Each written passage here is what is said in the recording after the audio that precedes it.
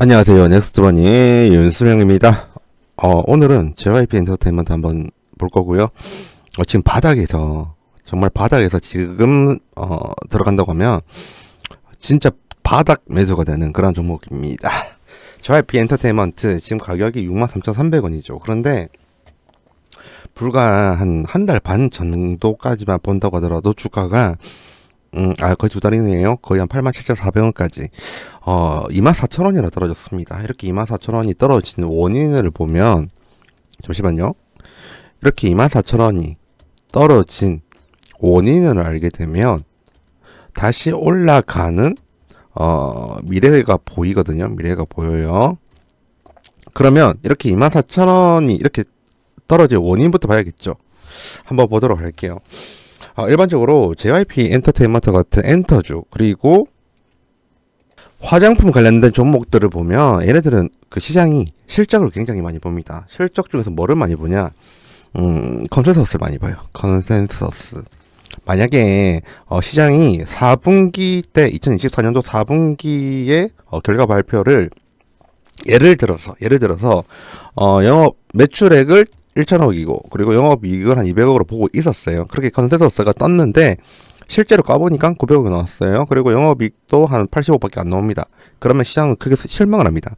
그렇게 되면 낙폭 과대가 일어나죠. 이 대표적인 게 엔터에는 JYP고요. 그리고 화장품 쪽은 실리콘투입니다. 실리콘투. 근데 얘네들 특징 알려드릴까요? 이렇게 저 과거에 이런 경우 많이 봤거든요. 실적이 컨센 대비 때문에 떨어졌던 종목들은 다시 주가가 올라갑니다. 바닥을 다진 다음에 그 이전에 주가를 돌파를 해서 더 올라가요.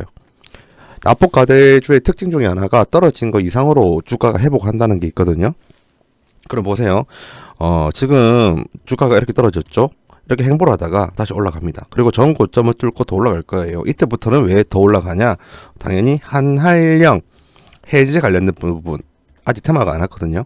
그래서 올라갈 확률이 높습니다. 그래서 지금 진입하기에는 가장 좋은 시점이다 라는 부분을 알려드릴 거고요. 우선은 예시 좀 볼게요. 예시 보고 JYP 그 떨어진 저 2024년도 4분기 실적 관련된 부분 한번 알려드리도록 하겠습니다. 보면 우선 예시는 실리콘투입니다. 실리콘투 역시 보세요. 언제 떨어졌냐? 2024년도 11월 달입니다. 11월 달에 1차로 먼저 떨어졌어요. 이렇게 납폭 과대가 나왔던 이유는 컨센 대비 실적이 실제로 안 나올 것이다 라는 그런 내용들이 전문가들 입에서 너무 많이 나왔어요. 증권사 레포트도 그렇고 대부분이 컨센서스가 그동안 과대가 계상이 되어 있다. 그래서 실적이 컨센만큼 안 나올 것이다 라는 그런 내용들 때문에 떨어졌던 거고요.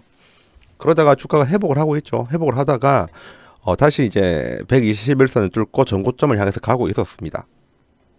그리고 이렇게 바닥을 찍고 올라갈 수 있게 되었던 그 계기는 실질적으로 컨센 대비 안 좋을 것이다 라고 했는데 실질적으로 컨센 정도로 나왔고요. 그래서 앞으로도 그 성장성과 미래성은 확실하다라는 그런 느낌이 들어서 이렇게 회복이 되고 있었거든요. 그런데 보세요. 다시 떨어졌죠. 다시 급락해가지고 다시 올라가고 있습니다. 이번에도 마찬가지예요. 이번에는 컨센이 아니고요. 이번에도 마찬가지가 아니라 이번에 컨센이 아니라 실적이 나왔습니다. 실적이 나왔는데 컨센 대비로 낮게 나왔어요. 그래서 다시 떨어진 거거든요. 근데 다시 이렇게 올라가는 이유는 25년도 1분기 그 실적 발표가 얼마 안 남았죠. 그거에 대한 기대감이고요. 아마 2024년도 4분기는 일시적인 비용이라는 게 있거든요. 기업이 운영을 할 때 일시적인 비용이 발생을 합니다. 주기적인 비용 말고요. 주기적인 비용은 보통 제조업체 같은 경우에는 원재료 같은 거겠죠. 근데 그런 거 말고 일시적인 비용, 예를 들면 내가 뭐 법적으로 예시예요. 실리콘투가 그렇단 말이 아니라 일시적으로 회사의 비용이 발생을 합니다. 뭐 법적인 부분에 연관되어 있어가지고 변호사한테 돈을 줘야 돼요. 변호사한테 한 1억 줘야 되는데 이게 그 재판이 2024년도 4분기밖에 안 남아가지고 그래서 이 4분기에만 발생하는 비용이 있다고 가정을 하겠습니다. 그러면 이 비용이 2025년도, 2026년도에도 발생이 될까요? 안 합니다. 말 그대로 2024년도 4분기 되면 끝나는 비용이에요. 예시 든 겁니다. 예시. 그런 식으로 일시적인 비용이 2024년도 4분기 때 너무 많이 나왔기 때문에 실적이 안 좋았던 겁니다. 셜리콘트도. 근데 그러한 일시적인 비용이 아마도 25년도부터는 좋아질 거예요. 그러한 부분이 지금 그런 부분을 기관과 외국인이 눈치를 까가지고 지금 들어오는 겁니다. 그래서 셜리콘2의 주가는 올라갈 확률이 높아요. 마찬가지예요. JYP도 좀 보도록 할게요. 일단 매출 원가에 대해서 주석까지 한번 살펴봤는데 안분에 대한 이야기는 없더라고요. 그래서 제가 IR 부서에 매출 원가 중에서 왜 이렇게 용역 매출 원가가 갑자기 이렇게 많이 늘었냐, 이 부분은 매출이 말 그대로 조금 올랐거든요. 그렇게 많이 오르진 않았어요. 저 정도 올랐는데 용역 매출 원가가 저렇게 올라갈 일이 없다. 뭐 감가상각비가 올라간 건지 아니면 매출 원가 부분에서 판관비 관련된 부분으로 뭔가 안분을 잘못한 것 같다라고 진짜 완전 쪼아댔습니다. 이유를 알고 싶어가지고요. 그러니까 말을 해주더라고요. 어떻게 됐냐? 매출 원가, 그러니까 판관비 쪽으로 매출 원가 포함이고요. 여기 있는 어디 있었죠? 여기쯤에 있었었는데 컨텐츠 제작비 그리고 기타 비용 쪽에 컨텐츠 제작이랑 관련된 1회서 비용이 발생을 했었습니다. 근데 이 1회서 비용이 발생을 하면 일반적인 다른 회사 같은 경우에는 2024년도 4분기 때 이게 만약에 한 500억이 됐다고 할게요. 100억 그리고 다음 연도 때 또 100억, 그 다음 연도 때 100억 이런 식으로 안분 나눠서 비용을 측정을 하거든요. 원래 회계는 수익 비용 대응의 원칙이라는 게 있어가지고 수익이 실현됐었을 때 비용을 그때 인식합니다. 그래서 이렇게 안분을 하면 되는데 JYP 같은 경우에는 이 1회서 비용을 2024년도 4분기 때 80%를 몰빵을 시켰답니다.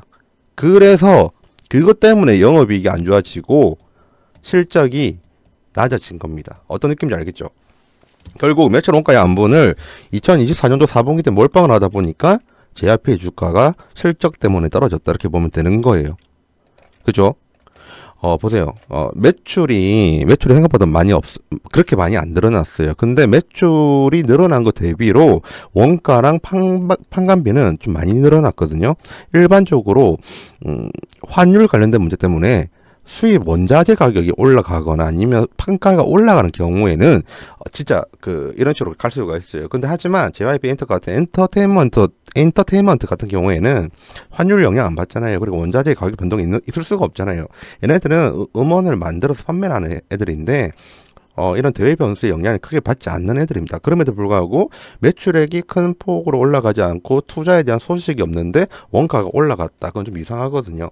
결국에는 안분 문제였다. 매출 원가의 안분을 5년, 4년 이렇게 나눠서 할 수 있는 것을, 왜냐면 감가상각비로 처리하면 되니까요. 무형자산 상각비로 해도 되는데 그렇게 안 하고 그냥 한 몰빵해가지고 비용 계산해버렸다. 그 덕분에 수익이 떨어졌다. 이게 결론입니다. 그렇게 되었고요. 그 덕분에 실적이 너무 안 좋아져가지고 그 결과 JYP의 JYP 주가로 볼까요? JYP 치면 나오죠? 그러한 실적, 수익성이 너무 안 좋아진 부분, 일시적인 비용을 한 번에 계산하다가 나온 그러한 부분 때문에 주가가 이렇게 떨어졌다. 이렇게 결론이 나오죠. 그런데 이렇게 좋은 종목의 주가가 이렇게 할인이 되었다? 그러면 과연 외국인과 기관이 그걸 참을까요? 저는 안 참을 것 같거든요. 저도 안 참아서 주변에 딱 좋은 부분이다 라고 말씀을 드렸고요. 어쨌든 간에 수급을 볼까요? 당연히 이렇게 저렴해지면 들어옵니다. 누가요? 기관이요. 눈치 빠른 기관이 들어와요. 자, 보겠습니다. 지금 전반적으로 보면 이건 아니네요. 아이템이죠. JYP 전반적으로 보면 보세요. 한 달 기준으로 볼게요. 한 달 기준으로 본다고 하면 외국인과 기관은 이탈했습니다. 이것만 보면 JYP의 주식은 사면 안 된다라는 느낌이 들죠. 그런데 이걸 봐야 돼요. 외국인이 나갈지언정 주가가 가득 폭락을 한 게 3월 20일까지였거든요. 3월 21일부터 여기서부터요. 요서부터 한번 볼게요. 조금씩 올려볼게요. 2037 맨 처음에는 플러스입니다. 조금씩 올라가면 보세요. 기관은 계속 들어오죠. 중간중간에 차익 실현을 했지만 기관은 계속 들어옵니다. 왜 그럴까요? 아까 말씀드린 것처럼 좋은 주식이 싸졌으니까요. 그러니까 매집을 시작을 한 겁니다.